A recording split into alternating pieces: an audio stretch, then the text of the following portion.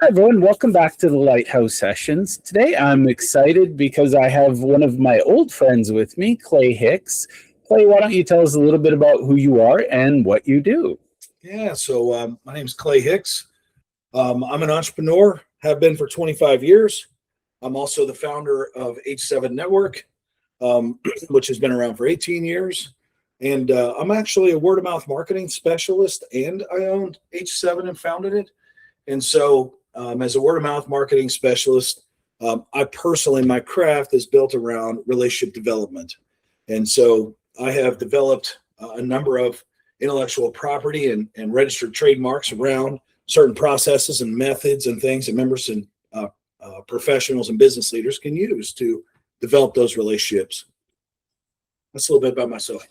I love it. Now, I'm going to hit you with the question I get all the time, and I want to hear your response because I laugh. But most people tell me that when I say, oh, I'm in word of mouth, or I say relationship based marketing, they look at me with pity and say, oh, that means you're not successful. What would you say to that? Oh, that's funny. I would say, what's your measurement for success is what I would say. My measurement for success is relationship based.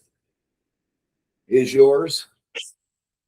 I love it. Now, if I may just add a little fuel to the fire, and this is going to be fun, my number two, one and two, the people who reach out to me the most, criticizing what I do and then asking for my help, marketing experts and sales experts. Both groups are like, well, no, we're really good with our clients. We just can't do it ourselves. And it's like, but is this how you help your clients? Oh, absolutely. Cold DMs, the pitch slap, Yeah, yeah, yeah. like you do understand the irony that you're asking me for referrals when you've just told me you don't believe in referrals. So what do you say to that? I would say that uh, there are people that are overly transactional and don't even know it. And they don't, at this point, if they're saying things like that, chances are nobody's even brought it to their attention at this point. Then there's the other side of people who are like, no, they're straight up transactional. And then so when people say that, they don't want to build their business this way, or it doesn't work or whatever, it's really easy. Like, you just haven't tried mine yet. You haven't tried what I'm sharing with you yet. Just because you think you know doesn't mean you actually know. And so I've had many people, I go against this grain all the time with networking coaches. Networking coaches teach a very specific way. I'm not a networking coach. I'm just not even, I don't even call myself a coach. I just coach, if that makes sense. So there's a lot of misnomers about networking and relationship building overall anyway. Just generally. I realized recently that networking, I people used to say, oh, Jeff's a networker, and now I correct them because I realize that networking has so many bad phrases. There's common buzzwords, but nobody actually understands it. And I realize that it's a lot like watching the Summer Olympics all being performed on one field, and it's chaos because you got the track and field people competing with it's just everybody's running over each other. And so what does H7 bring to that conversation? Because honestly, it's painful to watch some days. It's like watching toddlers juggling hand grenades. It's not going to end well. Yeah. What specific though about it would you like me to answer about it though? Let's talk about the language of it, the frameworks that you're building, because I'm guessing you, with that brilliant mind of yours, you saw some gaps and said, okay, here's how we can plug these with systems. Is that fair? That is fair. That's exactly what I've done. Yeah, exactly what I've done. So for all those people who would raise their hands in helplessness and say networking doesn't work, what's the first thing you suggest? Because I know you have a slogan, connect, serve, and ask. Yeah. So actually, when they say it doesn't work, I would probably start with saying something like, if it hasn't worked for you, I can tell you why. Because of the education that exists in the industry of networking, there's a lot of brokenness to all the systems. However, if it hasn't worked, then it probably has something to do with your relationship building skills. Okay. And so there are three main reasons that people are not successful in networking. One is they show up unprepared. Number two, they do not know how to build relationships, or they're transactional. They're still learning. Right? Number three, ineffective communication. And so if any one of those three are off, I mean, you can show up prepared all you want, but if you can't build relationships and you're transactional, you're going to fall into a wall, right? You're going to hit a wall. Yeah. If you are prepared but can't communicate it well, then you're going to run into some problems then too. And so using those three as the top three, I would tell that person that I would recommend that they look into that of themselves. How am I showing up to the meetings themselves? How are you showing up? If I get one more person to tell me the last group that they belong to, they weren't able to get referrals. It's craziness. Let's unpack those three things. I have a gut feeling if we cover those in detail, our work here today has been well done and we've earned our break. So when you say prepare, and by the way, this is where I love to get deep, because you say prepare, I say prepare, and we both go, okay, we're prepared. What does that mean to you? Because I think I see that as probably the biggest one. Yeah, to keep it really simple, showing up prepared, knowing exactly who you're looking to connect with as a center of influence for your business, and who is your target market.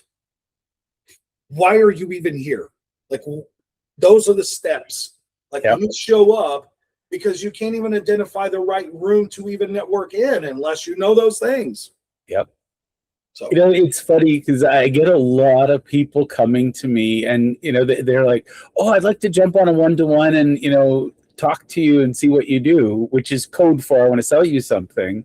But I always ask, I'm curious, who do you serve? What do you do for them? And why do you think I'm a good fit?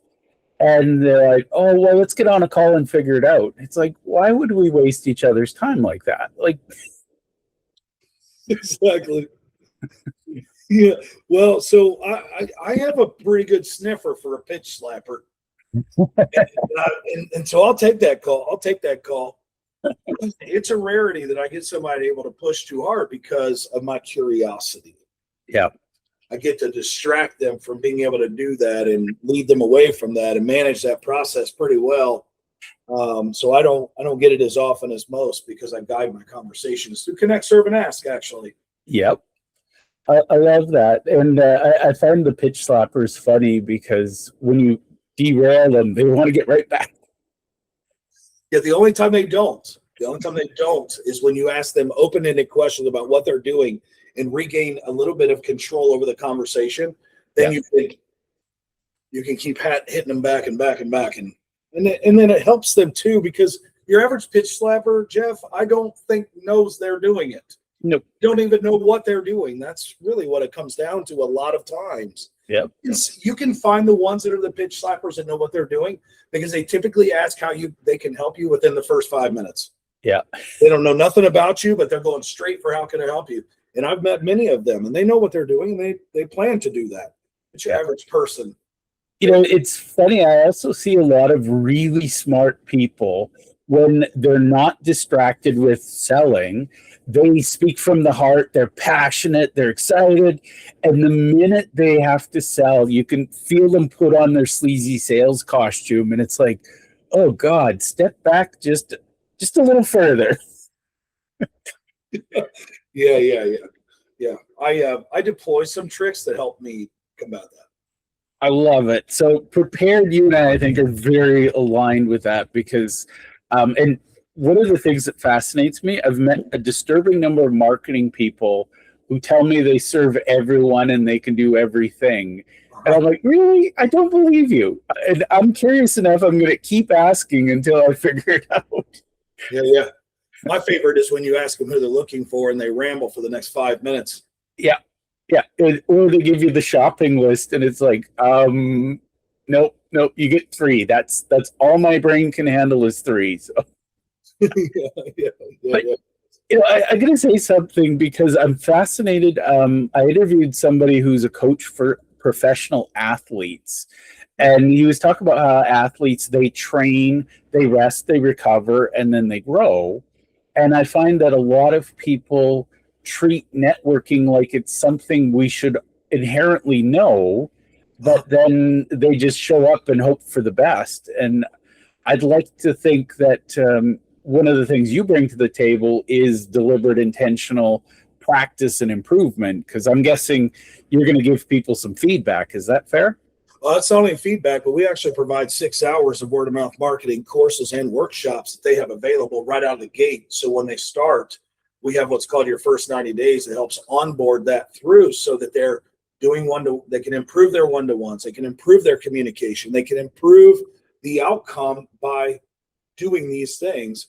And then the last one is our Develop Your Champions, which sets them up to strategically be able to develop their champions. And it gives them the wherewithal and the knowledge to apply to do that.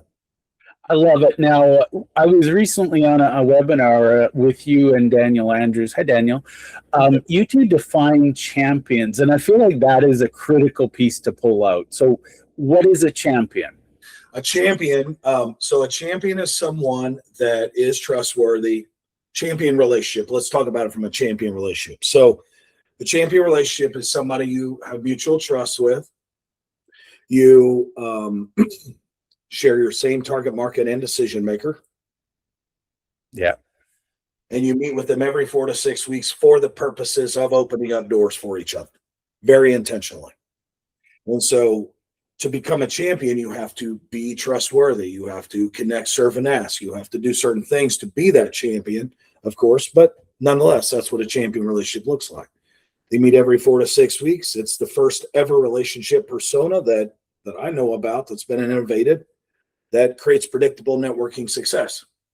So predictable being the key and success being the other. Now, I want to be granular on this because I think a lot of people believe that with networking, more is better. And I'll tell you the cringiest story I ever heard. A woman got the marketing budget, and instead of using it for marketing, she was the head of marketing. She went to every single networking event in an hour radius of her house once, handed out her cards like she was dealing blackjack. And at the end of the month, she came back to her employer and said, networking sucks. I was like, I don't know what you did, but I would not even consider that networking. Oh yeah. So in our champion in our champion OS, it's outlined where 5 champions is much better than 500 contacts. Yep. And the average person out here networking, they kind of use that philosophy of your network is your net worth. The challenge and the rub with that is the average person isn't actually deepening those relationships. They stay connections or contacts, and they never make it past that. And they're like, I'm rich, man. Look at me. I'm doing all this business because of my contacts and my connections. That's really great, except that's false. Yeah.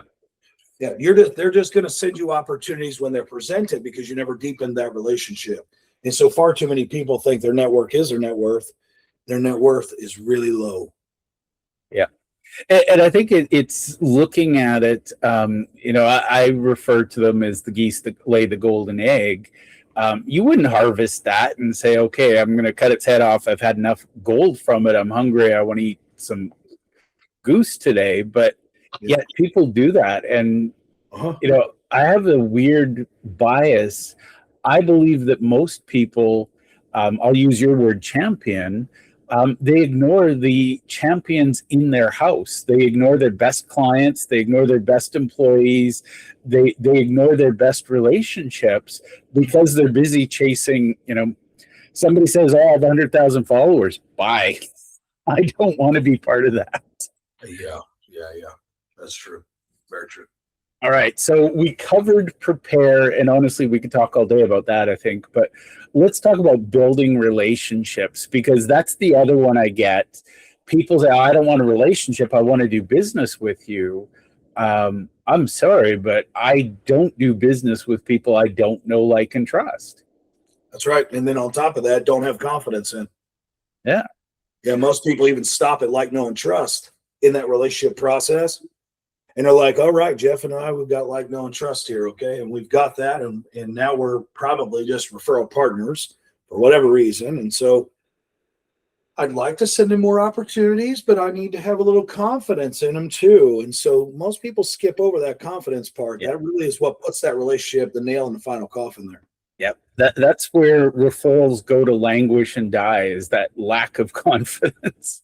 It sure does. Yeah. I mean, I tell the story when I talk about this piece of our intellectual property we talk about.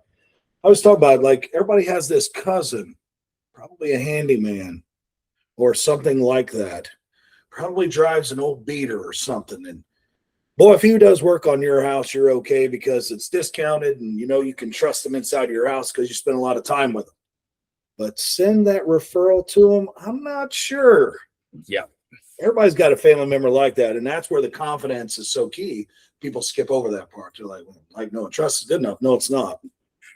I judge service vehicles. If I drive past and they're rusted and the paint's falling off, it's like, I don't think I want you to touch anything in my world, because if you don't take care of your work truck, which is your livelihood, you're not going to take care of me. That's right. And that's a really good assumption. But if it was your cousin that you grew up with, going to things with, and doing the thing with, you'd be like, yeah, brother, come on over here and fix my garage door. And I tell him, come on, let's go get your truck fixed. Because honestly, I have a little bit of OCD. I can control it most days, but when you pull up with a rusty vehicle, my brain goes, nope. But I shouldn't judge, but especially painters. If you've got a terrible paint job, I don't believe you. Now, sorry, we had a third. What was the third? Oh, ineffective communication. There we go. Luckily, one of us has a great memory. Yeah, ineffective communication. So what are some of the signs that your communication is ineffective? Because I think genuinely, a lot of people think, man, I'm great at communicating. And Yeah, I've seen people that they're like, I had a friend who explained their 28-point intellectual property step by step with words I've never even heard of. And at the end, I was just, oh my God, I don't understand. I don't even know. He's like, oh, no questions. I'm great. And I was like, what did you just say? So ineffective communication, like, there's many different ways to look at it, of course, but like a 30-second commercial, a 5-minute presentation. But let's just keep it really simple. Ask somebody what they do. Just simply say, what do you do? If you can't effectively communicate just that, what do you do thing? Yep. If you're all over the place rambling and you can't put your words together, start there. And then, have you ever asked somebody to tell you what they do in return? Like, ineffective communication, I don't mean like you're not saying what you do well. Yeah. But are you saying it in a way that I can understand it? Not you, I. Yep. So that ineffective communication, we have a workshop around and everything. So in H7, we always focus on supporting the member and being able to communicate the way easier on other people to the best of our ability, right? And so we want to help nurture that so that they're not continuing to be a really great communicator with themselves alone. So, I work with a lot of really intelligent people. And one of the things I've observed is there's a lot of refugees from corporate right now. They've dropped out of the mothership for one reason or another. And I have no bloody idea what they're saying. Like, it's just, and they sound clever, but it's buzzword, catchphrase, buzzword. And I'm like, I don't understand any of that. Start with, I do what now? Yeah. I mean, I think like ICP is jargon I use. I always get questions about it. Yeah. And I think to myself, like, that's something common, but it's not. It's used in the marketing world. Yeah. Ideal client profile is what it means. And I always get questions about that. So I've been practicing saying ideal client profile or avatar or whatever you think of as your target market is what you should say, so that's how we do it. But I have a friend who works in banking, and she brings to me her banking buzzwords and acronyms. And I'm like, I don't work with you. Oh yeah, she has to put on the networking hat because the banker hat is firmly attached, and Yeah. I think it's just ask someone who knows you. Does this make sense in English, not in whatever you do language? Because I went to a neurosurgeon or neurologist, and he was giving me terms, and I'm like, I just had a concussion. You're going to have to define all those words and use little ones. Take a deep breath, and I'm like, yes, it's going to be one of those days.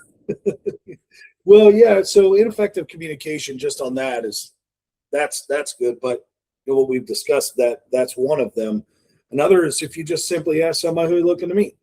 Yeah. And when they do, this is the shocker that most people. I'm just going to set the tone here real quick. So it's taught wrong on how to ask. The average person is out there asking using their ideal client profile. They're taught that. Networking coaches do that. They literally encourage that to happen. There's a largest networking group in the world does it. I get it. Yep. But in H7, that's not what we want. Sharing your ICP is something that comes natural when somebody says, who are you looking to meet? But if you're not starting to talk a language that lands with the other person in front of you, that's ineffective. It's just straight up ineffective. You got to find a way to do that. Now in H7, we teach we teach this method called your B2B. You ask for industries. Your B2C is type of person. Yep. If you ask for industries, when the word leaves your mouth, goes into somebody else's ear, you can picture industries. Yep. My brain has little pegs that hold things like that. If you tell me people. Or like when they say, well, I'm looking for companies that have 10 million in revenue or greater. Really? I'll ask my clients what they do for how much they make. I always wonder how you answer that question because I don't. It's like, oh, I'm sorry, I'll go pre-screen them. What else would you like me to do for you? Well, the challenge that persists there is that the relationship's too new for me to even want to do that work. Yeah. And so, but if you say you want to meet, a realtor or whatever, I can picture that. People can picture people, they can't picture problems. Yep. It's funny because if you look at my network, and I'm sure yours, there is a small group of people. I care deeply about them. I can tell you their kids' names, where they grew up, that sort of thing. Yeah. But even them, it's like, give me an industry or give me something. Now I have a weird one, and I'm going to hang this in your brain because once you have it, you won't forget. But my people are visionary entrepreneurs, and if you've met one, you know one because they're weird. They're all over the place. They're passionate, and they're stubborn enough. They're going to change the world. That's not an industry per se, but whenever I say, the people that are a lot of energy, people go, oh, you need to meet this person. And it's actively filtered out a lot of transactional people too. So I bet. So when I hear that, I hear mission-oriented entrepreneur. That's what I hear.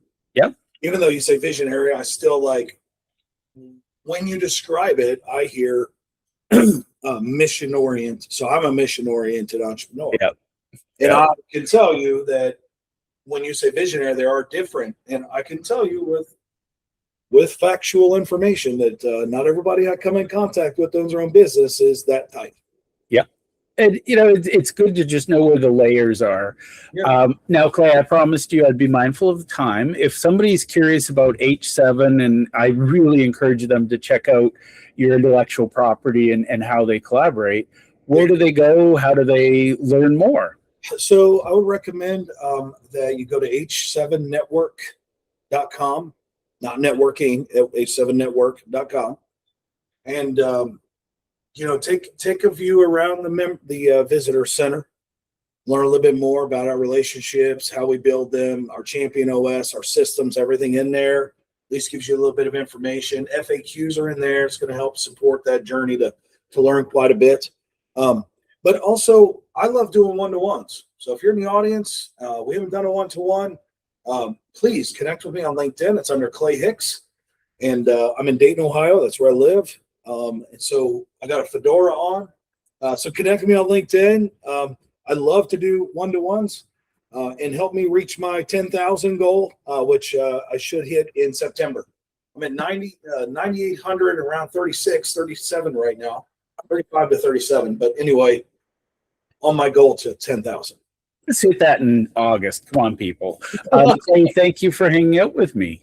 My pleasure, man. Thank you for having me, Jeff.